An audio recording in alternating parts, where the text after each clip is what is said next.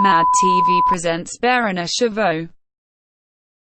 Avec cet ensemble de sérigraphies, Claire Trottignon amorce une nouvelle étape de son travail, plus ouvertement dynamique. Claire Trottignon ne cherche pas à représenter le temps présent, du moins pas directement. Ces paysages, elle les compose à partir de centaines de fragments de gravures du XIXe siècle, collés, arrangés, distribués de manière à façonner quelques affleurements rocheux, prenant parfois la forme de montagnes, de falaises, ou se réduisant à quelques éléments dénotant de formes géométriques éparses. Ici et là, un arbre fixe l'échelle. Autour l'infini, le vide, si présent dans ce blanc qui irradie tout en laissant les choses en suspens. Chez cet artiste, le vide est la base même de la composition. Il réfute toute forme de pesanteur. Comme de véritables pièges pour le regard, ces collages se peuplent d'architecture, ou plus exactement de fantômes de construction, qui se parent de couleurs tranchées. Ces arches, ces murs aveugles, ces fausses esplanades, ces perspectives sans fin, participe d'une pensée, celle d'un monde futur en lévitation, où le réel semble avoir perdu toute substance. À partir de quel moment une œuvre se fait image, représentation, paysage? Cette série tente de répondre à cela. Si les matrices restent des collages de fragments de gravure, les 5 œuvres se présentent sous la forme de sérigraphie. La structure de chacune est conditionnée une fois encore par une trame complexe, avec ses effets de grossissement ou de mise à distance du trait. À l'ancienne stabilité de ces compositions se superpose un mouvement qui agite la structure interne de ces paysages, leur texture en quelque sorte. Ce véritable sursaut tellurique de la matière, mais aussi du motif, conduit le paysage à devenir mouvement, vague se brisant dans le blanc infini du fond immaculé. Une montagne se plie sur elle-même, expulse des dizaines de fragments semblables à des explosions de matière. Le motif devient volume, puis forme immatérielle, qui flotte d'autant plus librement qu'elle s'affirme à travers un bleu presque électrique. Quant aux architectures, elles se fondent avec la texture des éléments, affirmant combien tous les désordres de la matière ne servent qu'à libérer la beauté d'un monde en sursis.